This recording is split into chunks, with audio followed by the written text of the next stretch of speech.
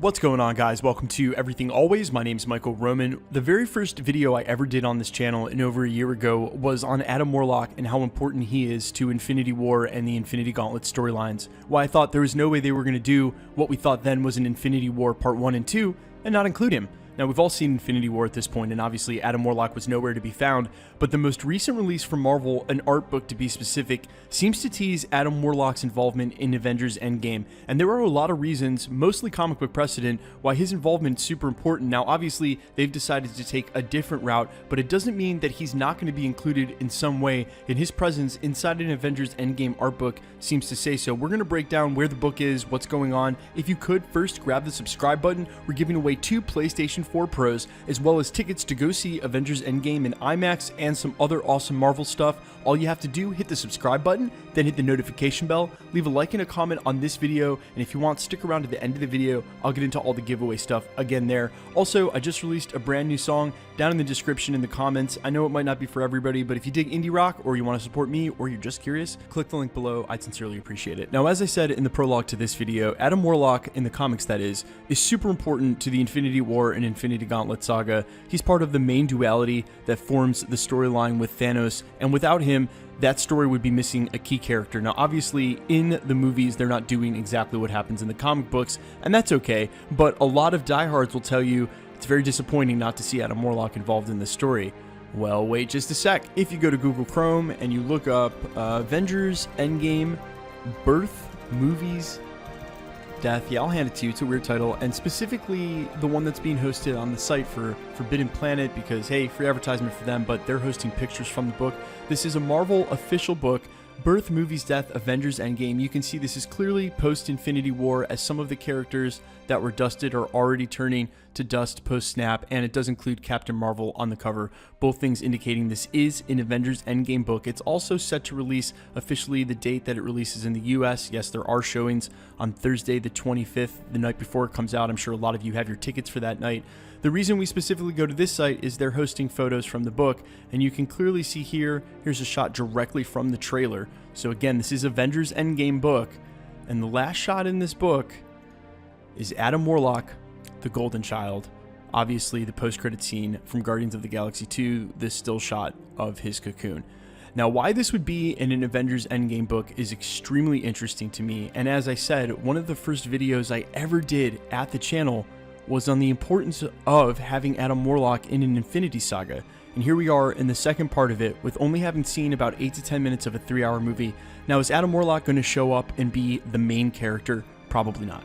Well, wait just a sec. See, here's the thing. Kevin Feige, Marvel Studios, even the Russos, in an interview as far back as a couple months ago, said that Thanos is retired and done. He already did what he came to do, and that seemed to just add fuel to the fire that there is a bigger looming threat in the universe, something else the Avengers may have to face or may end up being the impetus for why they have to undo the snap or even try in the first place. And truth be told, this would fall right in line with what he did in Infinity War. He ends up splitting himself into 2 different personalities, one including the Magus, and that becomes such an evil entity that Thanos sees the error of collecting the Infinity Stones and actually helps the Avengers to defeat him. Yes, you heard me correctly, hence the video on my channel a month ago, how Thanos teams up with the Avengers. See, it's all interconnected, and there could be a greater threat on the horizon, but perhaps that greater threat is a future hero in the universe, meaning if they somehow bring Adam Warlock into the fold during this movie, just like they brought Captain Marvel into the fold during this movie, then Marvel Studios will have found a way to successfully weave 2 of the most powerful cosmic entities going forward into the next cosmic phase, into the end of the 3 phases in the Infinity Saga. From a storytelling standpoint, that makes a lot of sense to make them interconnected, so there's a little bit of connective tissue between this, the end, hardline end of 3 phases, and the beginning of a bigger cosmic phase. Now, there are 2 ways I think possibly Adam Warlock's going to be introduced that wouldn't be awkward, and one of them does come directly from the comics. He was trapped in the Soul World. Now, we don't know anything about what's been going on with Adam Warlock since we saw the cocoon at the end of Guardians of the Galaxy 2, but honestly, it doesn't matter, considering half of the universe got snapped and are presumably now in the Soul World. 50-50 shot he would be there anyway. But I also don't think this is the only way to include Adam Warlock. It makes a lot of sense, and it's what happened in the comics, but perhaps would convolute the story just a little too much. Rather, the quantum realm would certainly do the trick as well, as we know that that's the gateway to the multiverse. Now, a rumor stemming from earlier leaks this year seemed to include Black Knight, one of the oldest Avengers, and a Knights of the Crusade style character as the character they would meet in the quantum realm. And I said it back then, and I'm still saying it now, I think it would be a little too jarring to drop that kind of character, such an old school character rather, in the middle of this storyline. I don't think anyone would buy in. However, Adam Warlock would be quite to the contrary, and for the diehard fans, the ones of us who specifically remember reading these stories, that would be such an amazing payoff moment for us, the fans. Maybe the biggest I can think of outside the inclusion of a Galactus and or maybe a certain Wolverine. Now, speaking of Galactus, could it be a post-credit scene that introduces Adam Warlock in Avengers Endgame? Perhaps, but that doesn't actually make sense for several reasons. Number one, it doesn't make sense to involve this exact shot in the Avengers Endgame art book if he doesn't play a role at all outside of a post-credit scene. Number two, if you're going to involve Adam Warlock, historically one of the most important characters in the Infinity Saga at all, why would you just give him a cameo and or an ancillary appearance? Certainly with 3 hours of movie, if you're going to bring this character in, you can have him do something meaningful. And number three, he was already a post-credit scene. Why would they tease a post-credit scene in Guardians of the Galaxy 2, knowing that he's going to be a part of Guardians of the Galaxy 3, that's what James Gunn has already said about the script, only for them to turn around and put yet another post-credit scene with him in this? That just seems a little redundant and something that Marvel Studios wouldn't do. Surely they'll use that real estate to tease something bigger and better, perhaps the Eternals, as a lot of people have suspected. My main point being, if you're going to bring Adam Warlock in at all, and since he's in the art book, he may be, then he's going to play some bigger role than just a post-credit scene. Now, I know a lot of you, before you even make it to this timestamp in the video, will rush down to the comments to say, hey, wait, the Russos confirmed a long time ago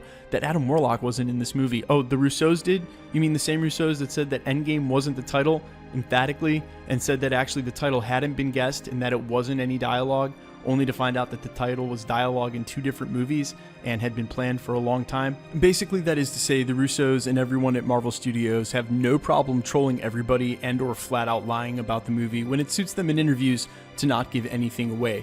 So don't take that as word that he's not in the movie. Overall, out of all the characters, heroes and villains alike, from Annihilus to Nova, that people have guessed would be in this movie, one of them is more important to the Infinity Saga than the rest, and that's Adam Warlock's involvement. And I know that a lot of people involved with the movie and the studios have guaranteed us he's not going to be there, but my heart still clamors to see Adam Warlock as a part of this. Like I said, it was the very first video I ever did at this channel. For 15 minutes, me pleading and explaining why we couldn't do an Infinity War movie without Adam Warlock. And they did a fine job, and Thanos is his own character with such an empathetic duality. As such, the Russos definitely did justice to the story, and I don't have a problem with Adam Warlock's absence. However, I do have a problem with him just showing up for 10 seconds of film.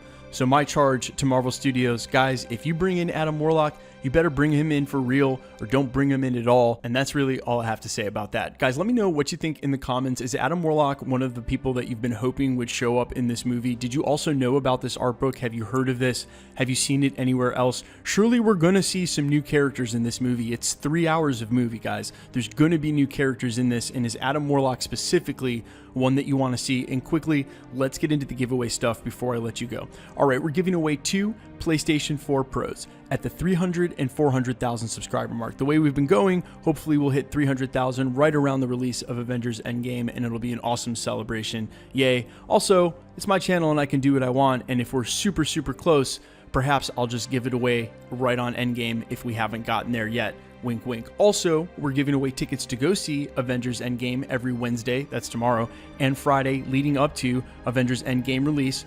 Also, we're giving away these Marvel Trendsetters limited edition, limited run plaques containing an original film cell for the movie which they represent. If you want to win the plaques or the PlayStations or the tickets, all the same rules apply. All you have to do, hit the subscribe button, then hit the notification bell, then leave a like and a comment on this video, and the more videos that you like and comment on, the better chance you have of winning, because I use a randomizer, so the more comments you've got on these videos, the better chance of you have being picked.